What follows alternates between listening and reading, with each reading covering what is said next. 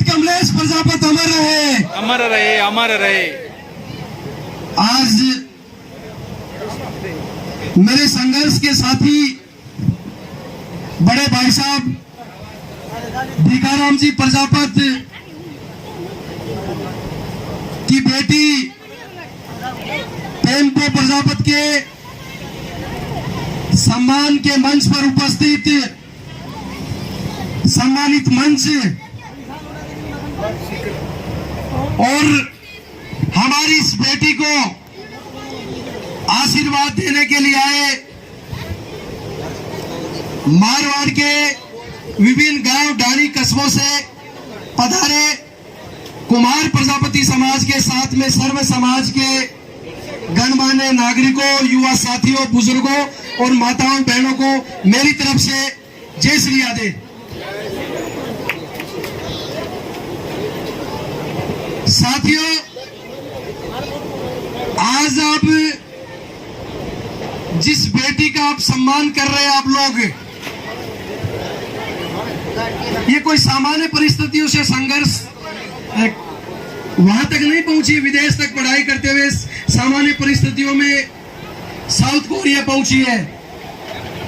वहां पहुंचने तक का जो संघर्ष है, भाई भिखाराम जी का जो संघर्ष है, इनका त्याग और समर्पण है। मारवाड़ जैसे क्षेत्र में जहां पुरुषों को शिक्षा, उस शिक्षा लेने का एक तरह से प्रचलन नहीं है, जहां इस बेटी को इस ऐसे पुरुषवादी समाज में, मारवाड़ जैसे क्षेत्र में इतने समाज के तानों के बावजूद, क्योंकि यहाँ तो जब बच्ची 10वीं 12वीं हो जाती है तो बच्ची की शादी से ज्यादा, उनकी शिक्षा से ज्यादा उनकी शादी की चिंता हो जाती है। उस परिस्थिति के अंदर बड़े भाई साहब भिखाराम जी ने समाज के तानों को दरकिनार करते हुए, लोगों की बातों को दरकिनार करते हुए इस बेटी के जज्बे को, इस बेटी की प्रतिभा को जो निखारने का जो काम किया है, इस मारवाड़ नहीं पूरे भारत भर की सभी समाजों को प्रेरणा लेनी चाहिए। एक सब्जी विक्रेता जो व्यक्ति खुद तीसरी पास व्यक्ति है, उस व्यक्ति में ऐसा जज्बा दिल्ली यूनिवर्सिटी जैसे, जेएनयू जैसी संस्थानों में बेटी को एक झोपड़े से निकालकर दिल्ली जैसी संस्था के बीच में पहुंचाकर वहां एक इंटेंस एग्जाम के माध्यम से कोरिया तक पहुंचाना, ये सामान्य संघर्ष नहीं है साथियों। और मैं विशेषकर उन सभी साथियों को, सभी समाजों के साथियों का मैं धन्यवाद ज्ञापित करना चाहता हूं कि भिखाराम जी का जिन जिन लोगों ने जिस भी तरीके से सहयोग किया है, ये भिखाराम जी का संघर्ष और बेटी का संघर्ष, जिन जिन लोगों ने भी जिस तरह का सहयोग इस बेटी को वहां तक पहुंचाने में किया है, उन सभी का पूरे मंच की तरफ से, पूरे भोबरिया भिखाराम जी के पूरे परिवार की तरफ से उनका भी मैं हृदय से आभार व्यक्त करना चाहता हूं। साथियों, मैं आपको बताना चाहता हूं, हम आज इस बेटी का सम्मान करते हुए खुद को गौरवान्वित महसूस कर रहे हैं, लेकिन जब हमारी खुद की बेटी को, बहू को पढ़ाने की बात आएगी तो हम सब लोग बेक हो जाते हैं। हमें बेटियों को पढ़ाना पड़ेगा, इन बेटियों को फ्रीडम देना होगा, क्योंकि जो आज डॉक्टर, इंजीनियर, आईएएस, कलेक्टर जो बन रही है बेटियां, ये हमारे ही बीच से निकल के आ रही है। ये कोई किसी दूसरे ग्रह की प्राणी या दूसरे ग्रह की बेटियां नहीं है। इसी धरती पे इन्होंने जन्म लिया है। आप जैसे सामान्य परिवारों से बिलोंग करने वाले लोगों के घर में इन्होंने जन्म लिया है और आज ये बेटियां पूरे देश का गौरवान्वित कर रही है नाम, चाहे किसी भी क्षेत्र की आप स्थिति उठा के देख लिए। इसलिए मैं आपको कहना चाह रहा हूं कि बेटियों को ज्यादा से ज्यादा आप लोग शिक्षा पर फोकस करें, इन बेटियों को पढ़ाएं, इनको फ्रीडम दें। फ्रीडम आप दोगे तो मैं निश्चित कहता हूं कि ये बेटियां आपके बेटों से ज्यादा आगे बढ़ने का आपको काम करेगी। ये निश्चित रूप से आप सोच के चल लेना। बेटों की हमने भी परिस्थितियां देखी है, बहुत से बेटे पढ़ने लिखने के बाद में भी विभिन्न क्षेत्रों में चले जाते हैं, गलत लाइन में चले जाते हैं, लेकिन हमारी बेटियां जहां भी जाएगी अपने हुनर का, अपनी प्रतिभा का हर क्षेत्र में लोहा मनवाने का काम हमारी बेटियां कर रही हैं। इसलिए इन बेटियों को आप आगे बढ़ाने का काम करें। और मैं आपको विशेष एक निवेदन और करना चाहूंगा। अभी पिछले कुछ दिन, कई वर्षों पहले इंग्लैंड के अंदर एक त्रासदी हुई थी, जैसे अभी आपके बकासर वगैरह इस एरिया में जो तूफान जो आया था, उस तरह का एक तूफान इंग्लैंड के अंदर आया था। उस तूफान के अंदर बड़ी बड़ी संस्थाएं, बड़े बड़े भवन, बहुत सारी जनहानि इंग्लैंड के अंदर हुई थी, जिसमें सब संस्थाएं तहस नहस हो गई थी। तो उसके बाद उस त्रासदी त्रासदी के बाद में ब्रिटेन की संसद के अंदर बजट सेशन था। उस सेशन के अंदर मैं आपको बताना चाहूंगा साथियों, उस बजट सेशन के अंदर तमाम लोगों के सुझाव लिए गए, सारी चीजें हुई। वहां के जो प्रधानमंत्री थे उसने जो उस त्रासदी से पहले तक जो शिक्षा का जो बजट था, इंग्लैंड के अंदर जो शिक्षा का जो बजट था, उस शिक्षा के बजट से ज्यादा त्रासदी होने के बाद इस बजट को बढ़ाया, शिक्षा के बजट को। और तमाम विपक्ष के नेताओं ने, उनकी पार्टी के नेताओं ने भी आरोप लगाया कि साहब ये पूरी देश तो आज नष्ट होने की कगार पे, महामारी फैली हुई है, और भी कई तरह की परिस्थितियां, लोगों के पास रहने की जगह नहीं है, हाईवेज नहीं है, पुल नहीं है, कई सारी संस्थाएं मिट्टी में मिल गई, आप ये शिक्षा का बजट बढ़ा रहे हो। तो बोले शिक्षा तो बोले के बाद में भी पढ़ा सकते हैं बच्चों को। तो प्रधानमंत्री ने, इंग्लैंड के प्रधानमंत्री ने कहा कि ये पुल भी बाद में बन सकते हैं, ये संस्थाएं भी बाद में बन सकती है, किसी के घर को भी बना सकते हैं, किसी को रोजी रोटी भी हम बाद में दे सकते हैं, लेकिन ये आने वाली अभी जो वर्तमान में जो पीढ़ी है ना, ये पीढ़ी नष्ट हो गई, तो उसको पीढ़ी को बनाना संभव नहीं है। इसलिए ये जो शिक्षा का जो बजट है, हमने इसमें विरोध किया, ये उन्होंने ये कहा। तो मेरा जो कहने का मतलब ये है कि आप जो फालतू के जो खर्चे हैं, उन खर्चों को आप लोग बंद कर दीजिए, और शिक्षा के क्षेत्र में अपनी प्रतिभाओं को हम कैसे निखार सकते हैं, उन पे ज्यादा से ज्यादा खर्च करें। और मारवाड़ के अंदर एक बड़ा प्रचलन चलता है, मैं थोड़ा सा स्पष्टवादी विचारों को व्यक्ति हूं, मारवाड़ के अंदर धार्मिक अंधविश्वास, पाखंडवाद और ऐसे बहुत सारे बाबा मारवाड़ की धरती में घूमते हैं, जो जिन पे हम बिना किसी जानकारी के, बिना किसी तथ्यात्मक रिपोर्ट के, उसके बैकग्राउंड को देखे हुए उन बाबाओं पे हम विश्वास कर लेते हैं। और वो बाबा क्या करते हैं, भविष्य में हमारा आर्थिक शोषण करेंगे, हमारी बहन बेटियों की इज्जत के साथ में वो लोग खेलेंगे। अभी आपने देखा होगा लाल बाबा ने अभी बाड़मेर में हमारी समाज की बेटी के साथ क्या हुआ, वो इसी तरह तो हुआ, क्योंकि हमारे लोगों ने बिना किसी जांच के, तथ्य के उस ऐसे व्यक्तियों पर विश्वास कर लेते हैं, जो व्यक्ति क्रिमिनल टाइप का व्यक्ति है, जो बहन बेटियों के प्रति उनकी मानसिकता गलत है।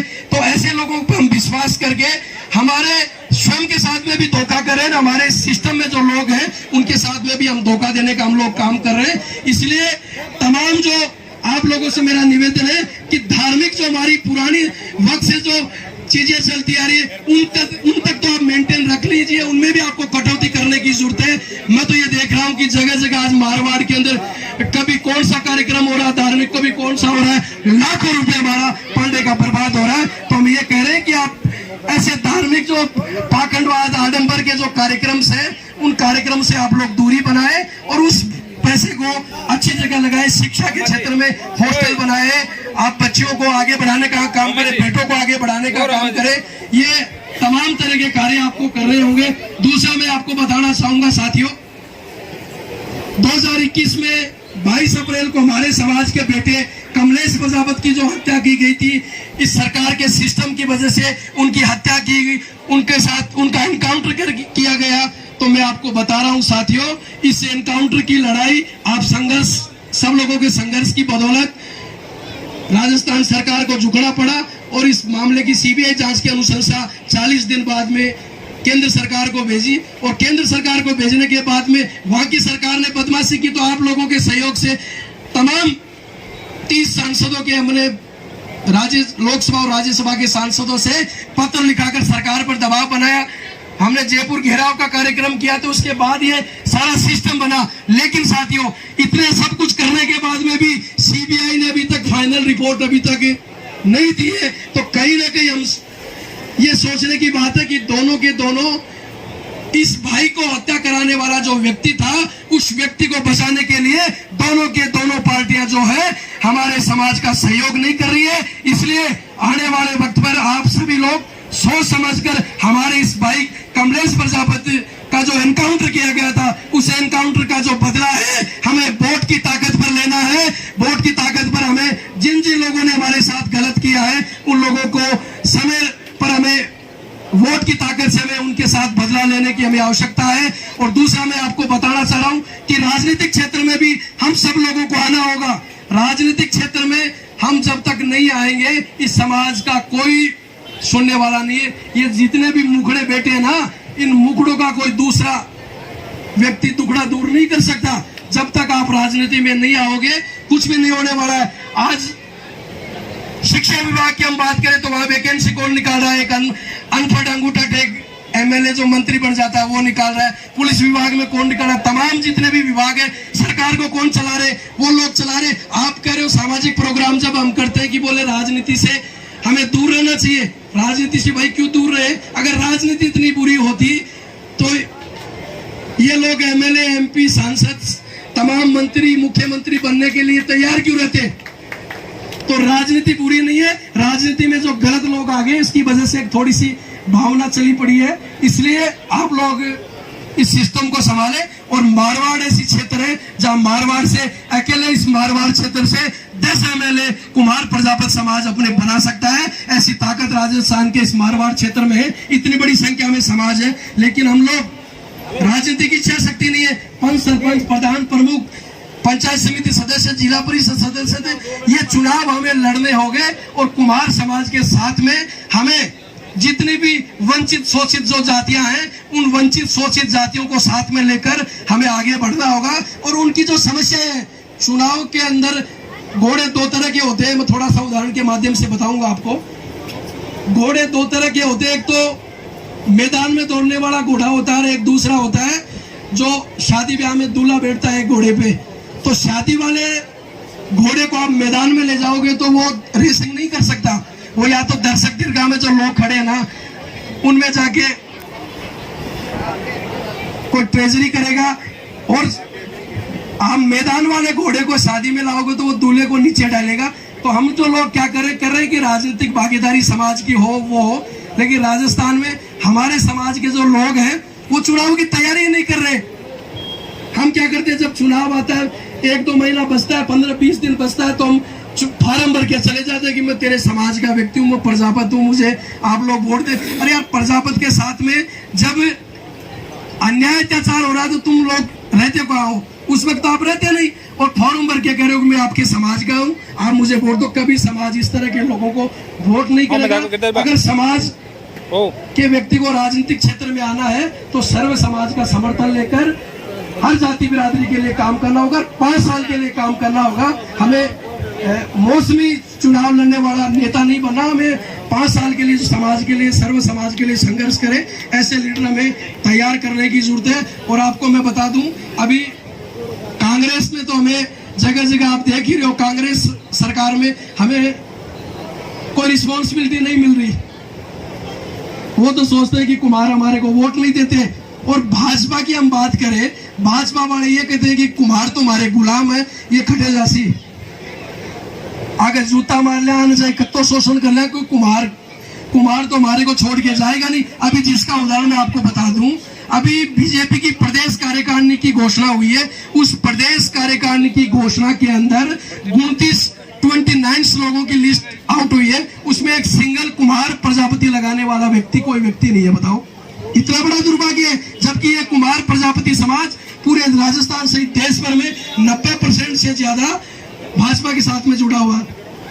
तो ये पार्टी हमारा शोषण करे तो हमें अगर कोई पार्टी हमारी बात नहीं करी तो हमें तीसरे विकल्प का भी हमें ध्यान रखना चाहिए। कोई पार्टी हमारी वकालत नहीं करती है तो हमें तीसरा विकल्प भी ध्यान रखना चाहिए। जैसे अन्य समाजों की स्थिति है, सब समाजों के लोग 2, 3, 4 पार्टियों में घुसे रहते हैं। जो व्यक्ति जिस पार्टी में जुड़ा उस व्यक्ति को वहां आगे बढ़ा देते, कोई व्यक्ति को कहां बढ़ा रहे। तो हमें ये जो पिछलकू वाली प्रवृत्ति है ना, इस प्रवृत्ति से बाहर निकलकर हमें आगे बढ़ना पड़ेगा। आप सब लोगों ने मुझे सुना, मान सम्मान दिया, और विशेषकर प्रतिभा को मैं पुनः धन्यवाद देना चाहता हूं कि आप आगे बढ़े। किसी तरह के कोई संसाधनों की कमी है और कोई आने नहीं देंगे। आपके पापा जी ने पहले भी कमी नहीं आने दी और आगे भी आपका हम सब लोग मिलकर जो भी हमसे सहयोग हो पाएगा वो सहयोग हम लोग करेंगे। धन्यवाद।